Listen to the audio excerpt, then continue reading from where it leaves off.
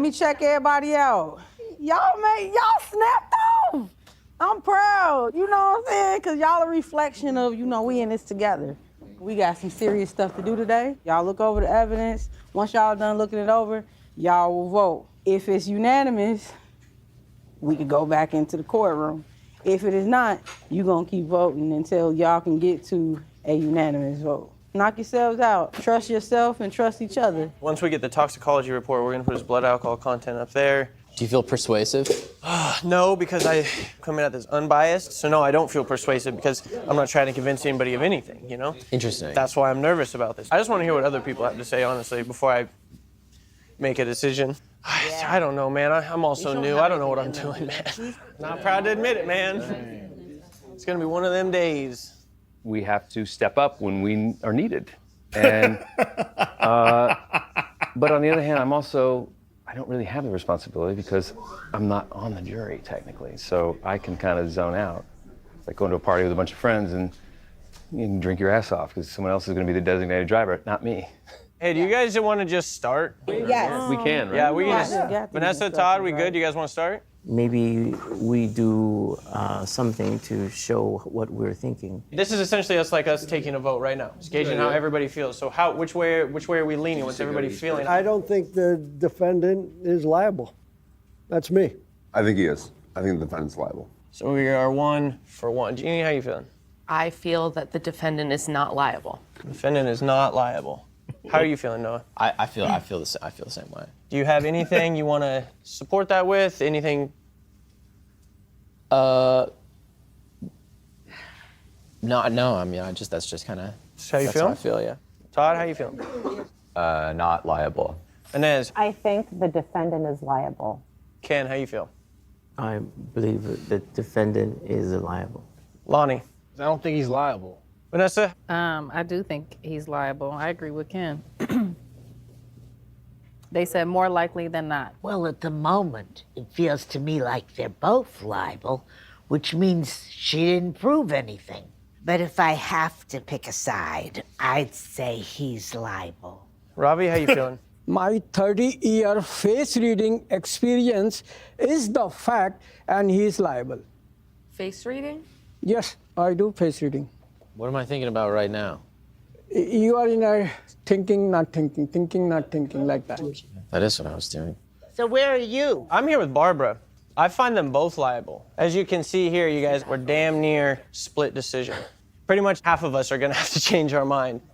Yeah, what do you got, Todd? This might be helpful for people that think about this differently. If this is his station, then this is one of the places where the rings were, and this is the other place where the rings were.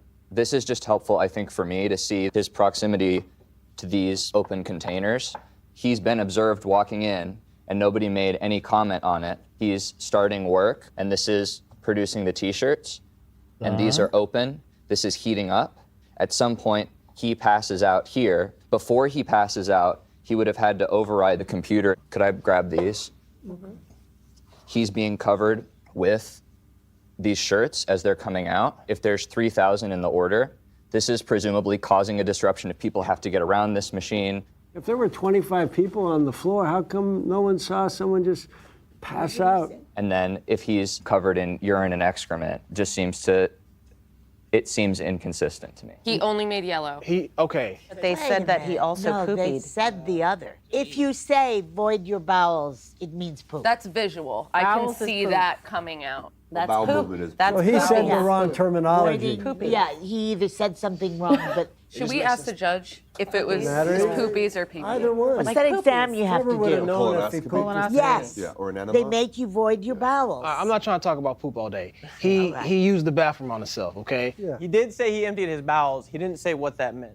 Well, bowels is a duty. Wait, you're not supposed to be talking, and we're not supposed to be talking about chemicals anyway because the judge said to strike it. The judge did order us to disregard this notion, but what I won't disregard is the fact that when Lonnie and I were at the factory, we pointed out that there were very clearly some barrels moved, but it is very possible that those barrels were moved up into that room because they knew we were coming to eliminate that odor. I saw this coming though.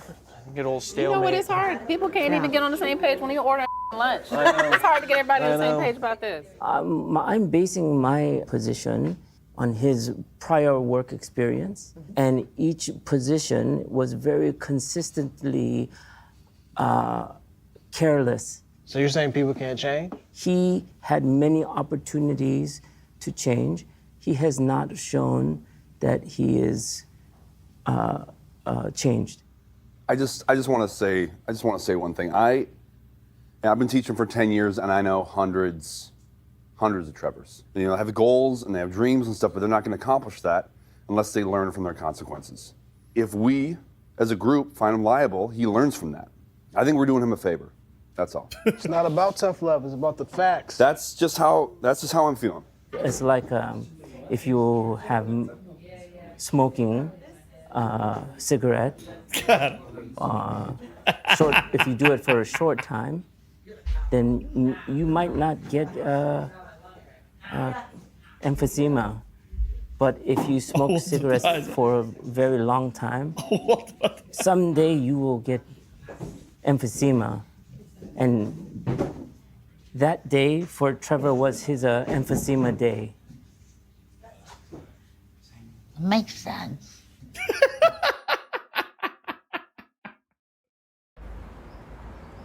Did the plaintiff supply enough evidence in your guys' mind to prove that Trevor was negligent? Let's say we don't blame Trevor. Then who do we blame? Somebody's responsible. The boss. No. Yes, there is. No. Yes, you're right. No. Somebody is No. responsible. An incident occurred. No. If you've been fired from all these jobs, then that's for me, I'm already sold. You know, you're guilty. You're guilty. No offense to Trevor or to Sean, but they didn't seem thoughtful in what they were wearing. And that was a little offensive for me. A little bit. I had a trucking company, and as the employer, I'm always responsible for my drivers. At the end of the day, I am responsible. She is responsible for whatever he did. It doesn't. And he also said she's rarely there, like he has never seen her at the factory. Does she even know what's going on? What does that mean? What does that mean? It means she's not running her business right. Because you have to take in consideration the working conditions there. You know, you can't. Yeah, he may have done it, but he's tripping on chemicals. You can't just ignore that. I would like to know what his blood alcohol content was. I mean, he tells us that he was drinking the night before. We know that for sure. So was it a very, very low amount, and does that reflect? Or does he have a 0.1 blood alcohol content? Was he drinking that morning before he went to work as well, too? Like, to me, that's very, very relevant to the case. For a person. Oh, well, you already What's up, bailiff? There you go. Oh, is this? That's it. His blood alcohol content. We were told that we would see the toxicology report. He wasn't able to talk about it, but when we look at it, he confirmed what I've been talking about. His blood alcohol content is going to be very, very low because it's just going to be left over from the night before. That was key to me because if his blood alcohol content was very high, that means that more than likely he was drinking in the morning before he went to his shift, which would have shown us that, yeah, you know, maybe he was drunk and maybe that's how this whole thing happened. So something I've been wanting to see this entire time is the toxicology report, because this is going to tell us what his blood alcohol content is. And according to the toxicology report, his blood alcohol content is 0.011. Judging off this number, going off my own past experiences, this is nothing. This is him drinking the night before. So to me, that corroborates his story that he was not drunk. That can be mouthwash. So he did not pass out because he was wasted. That blood alcohol level, that's the determining factor. The smoking gun, as they say. I was appointed the title of foreperson. It was my job to lead. That was made abundantly clear that once we went into deliberation, it was my job to, you know, kind of take the wheel, being at the whiteboard, writing everything out. It just felt like the right place to be. If I'm going to be leading the conversation, I needed to be in a position to lead. When I ran through this in my head, I tried finding holes in the way I was leaning towards, and I couldn't find any. So just to recap. So we know that Trevor Morris placed himself at the workstation where the incident occurred. He said he started working. He was then shaken awake. You guys saw the workstation. You have to type something into the keyboard. You have to submit it to the machine. We heard from 3 different people. A human would have to have intervened in order for that machine to not shut itself down. Kidding me? Oh, it was you. Sorry. Okay. Go ahead. Sorry. But Mr. Schiller has testified he didn't see Trevor show up to work that day.